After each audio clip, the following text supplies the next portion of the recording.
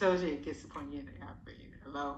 All right. So this is a 9-week study plan, and this is your basic one with free resources. And I just want to show you like what I do. So week 1, again, your reading management of care makes up the bulk of the exam, and you're studying, you're doing some management of care questions, and here's the link there, and then cardio.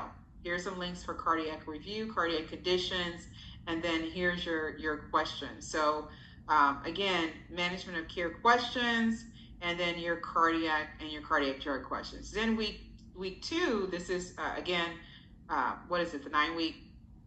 Week 2, you're looking at, okay, I'm going to read the pharm and safety test plan, pharm and safety, because again, you're going to make sure 4 weeks, you're doing 4 weeks of content, and then you're also doing 2 weeks of going through questions. So again, if you look here, so cardiac and management of care, cardiac drugs, reviewing your cardiac stuff, and then you're going to do read pharm, and then your respiratory.